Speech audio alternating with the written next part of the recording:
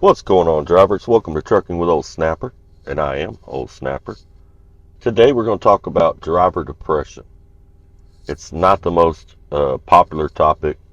I do a video about it once or twice a year. It's something that's important. I feel is really important. These videos don't just blow up and go viral or anything like that. But if it reaches somebody out there, even just one person, and helps them, then it's all worth it. Please bear with me. I'm getting over a cold. Hopefully it's not the bird flu. I've been on the West Coast, but I am getting over a cold. But in this video today, we're going to talk about what causes it, what it looks like, because it doesn't always look like sadness. We're going to talk about that, and how you can help combat it yourself out here on the road. Before we get into that, I've got a couple dash cam videos here. The first segment is coming down Dead Man's Pass in Oregon, also known as Cabbage. And the second segment was in Utah, one of my favorite drives. Don't really know the section, what it's called. It's right near Morgan, Utah. It's got some curves, go back and forth, the river, it's beautiful. But that'll be in the second part of the dash cam video segment here. Anyway, driver depression is important. A lot of drivers every year kill themselves or attempt to kill themselves. Suicide rate in our industry is very high. I don't know if it's as high as it is in, some other industries, like law enforcement. I know therapists, their suicide rate's pretty high. I don't know if it's that high, but it is pretty high. I'd be willing to bet it's right on up there with it. And I myself know a driver who committed suicide while waiting in a dock to get unloaded. Shot himself in the head. And to be honest, never knew there was a problem. And I didn't recognize the signs because he didn't have sadness, so that's one of the reasons I try to do one of these videos at least once a year, preferably twice a year, just to raise awareness for it so drivers can be aware of it. I think a lot of times drivers know they're going through something. They don't want to mention it because they don't want to lose their CDL or lose their job. And you're not going to lose your CDL or your job. You can handle the stuff. There are ways to take care of it, and we're going to get into that at the end of this video, so stay tuned for that. Anyway, first, what causes driver depression? Well, it happens most often in OTR drivers because we spend so much time alone. I don't care how reclusive or antisocial of a person you believe you really are. You don't know lonely until you've driven a truck. I guarantee it. You can love this job and hate it at the same time. I love this job, but I hate it at the same time. There are times when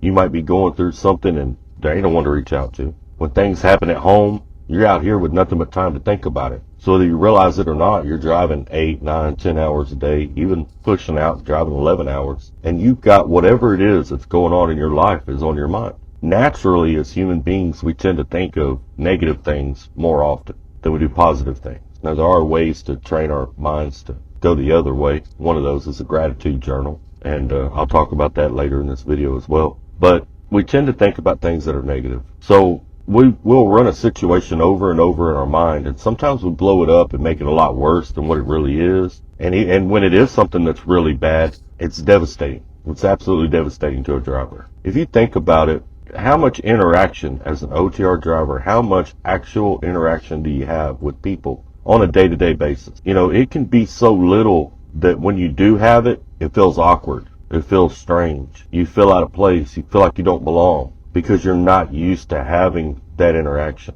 I've had it before where I'm in a restaurant picking up something to eat. I'm going to take it back to my truck, and whoever it is checking me out at the register is being really overly friendly. And I kind of pause for a second, like I don't really know how to take it. I'm not used to socializing like that. I'm used to, all right, thank you. Y'all have a good one, and that's that. Because that's the bulk of our interactions throughout the day as an OTR driver. You might go 2 or 3 days and never talk to nobody if you didn't need fuel other than on the phone. And on the phone interacting isn't the same. And as human beings, we're meant to, even some people more than others, even an antisocial person is meant to have social interaction of some sort, to stimulate that part of the brain to help keep a healthy mental attitude, I guess you would call it, or mental perspective on life, right? So it's that, in an essence, is what causes drivers to be depressed. It's what leads us in that direction. A lot of times by the time it hits us, if we even recognize it at all, It's full blown because it comes on so slow over time. Okay. Now, that's the main thing that causes it. There's things go on at home. I know myself within the last couple of years, I lost my mom, I lost my stepdad, my dad's gone. There literally is nobody left at home. They're gone. That whole generation that was above me. So there was a lot of things I went through and had to deal with and sort out and compartmentalize myself in order to maintain, and it's stuff we all go through out here. Every one of us is going to go through those things throughout our careers. Now, what does driver depression look like? Well, it can look like many things. It can look like sadness.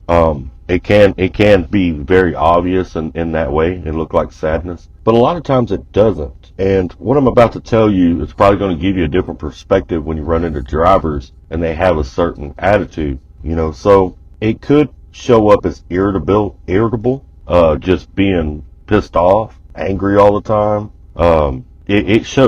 Depression can show up in many different ways. A change in mood, going through mood swings a lot, maybe questioning things more than they used to, insecurity. There's a lot of ways that driver depression can show in a person. So when you run into that driver that's cranky and you're like, man, I don't really want to talk to this dude. This person is just, I don't know, they just got a really bad perspective on everything. It may be depression, and that may very well be the problem. They may need help. Maybe you sitting there talking to them for a few minutes and just kind of digging through that exterior aggression and irritable personality. It might help them, make them feel better later, right? You never know.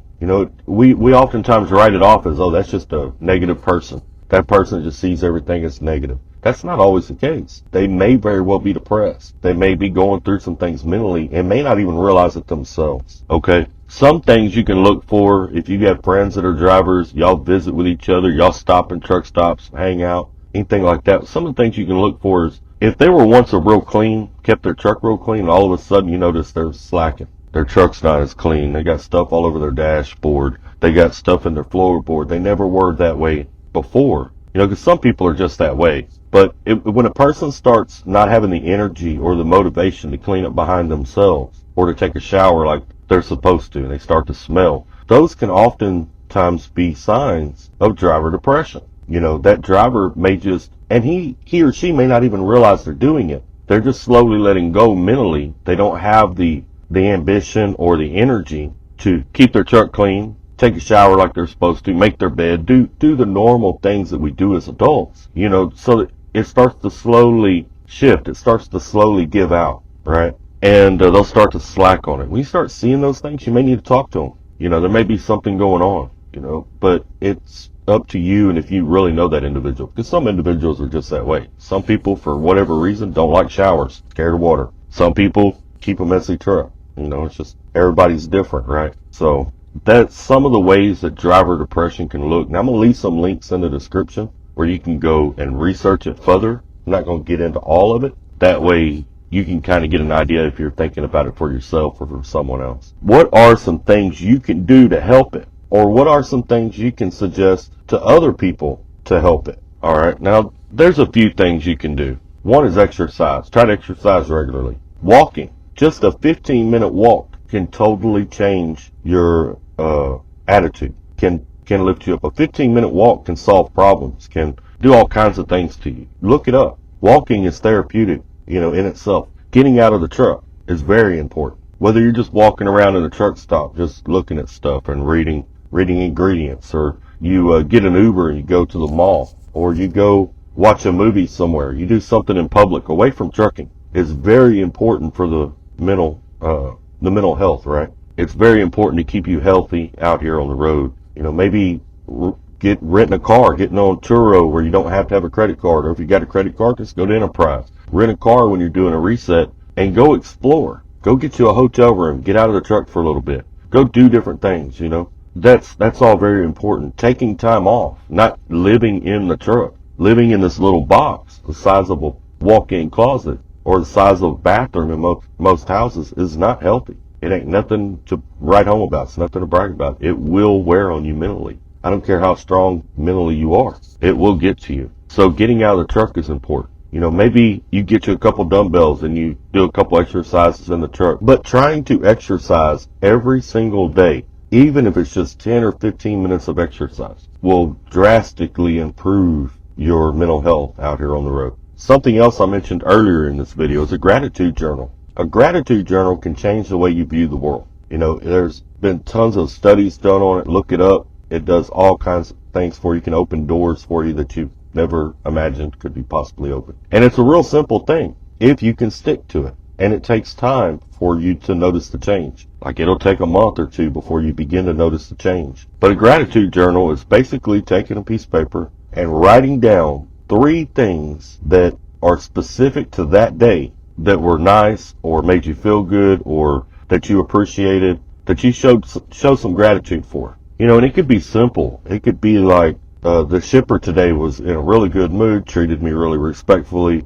you know, whatever. What that does is it trains your mind over time to look for positive things in your day. And you'll begin to do it without even realizing it, because you know you're going to have to write it down later. It becomes a habit. Because at first it's really hard to think of 3 things from that day, especially if you're a truck driver. You know, it's hard to think of 3 things. But over time, it'll come real easy, and it's because your mind is beginning to shift and you're starting to focus on more positive things. It's going to make you feel totally different. It'll change your whole life, you know. Another thing that's really important is taking time off. Like I said a while ago, do not live in this truck. I don't care if you don't have a house. I don't care if you don't have an apartment. Whatever. Don't live in this box. Take time off. Go see friends, go see family, even if it's just 2 or 3 days. I've noticed from my own experience that a lot of times when I take time off, I don't even begin to feel better until I've been off for at least about 3 days. It takes me 3 days before I start to feel like I've had time off. That's why I don't like jobs that just do a 34-hour reset,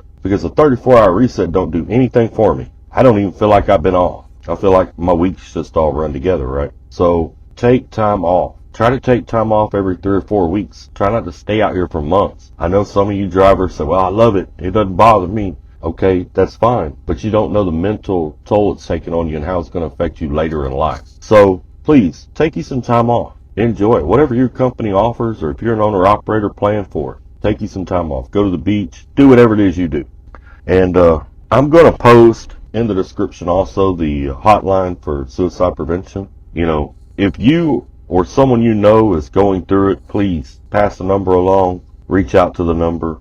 Email me. My email's down there. I'll talk to you. I'd much rather talk to you than you do something to yourself. Even if I don't know you, we're all drivers out here. We're all going through the same thing. We've all lived the same life. We all know the struggles that each other has in this line of work, right? So sometimes another driver is good to talk to. Take this video and pass it along. Share it. Share it on your social media. Send it to a driver you think may need to hear it. All right? It's an important topic. It's something we don't talk about much in this industry. It's something I feel like should be talked about more in this industry. And I really believe some of these companies should be taking preventative measures to ensuring that our work environment doesn't cater to driver depression, that dispatchers learn to recognize it and say, hey, well, maybe this guy needs to start taking a little bit more time off, you know, or maybe we need to bring this guy in and talk to him a little bit, get him some help. Something else that you can do is nowadays you can get counseling over the phone. You can see a psychiatrist, you can see a therapist, you can get medication, all that stuff over a phone. You don't even have to go in and see anybody. So there's no excuse for not getting treatment for conditions that you may be dealing with. Get on the phone. And if you don't want to talk to somebody, you can text. Nowadays, you can text therapists. There's all kinds of ways it can be done. But get some help. You can't do it all yourself. Yes, exercising, getting out of the truck, maybe journaling, doing the gratitude journal, all that stuff will help. But the more help you get, the better recovery you're going to have from this situation. And don't feel like you're so tough that, oh, I ain't got no driver depression. You know, it can affect anybody. I don't care how tough you are. It can hit any one of us out here. So learn to recognize it. Learn to recognize it in other drivers. Also learn to recognize it within yourself. I appreciate y'all for sticking around. If you're still here at this part of the video, please hit that like button and that subscribe button. I appreciate all of y'all. Y'all take care. Stay safe. Drop a comment down below. Let me know if you made it to the end. And let's keep trucking.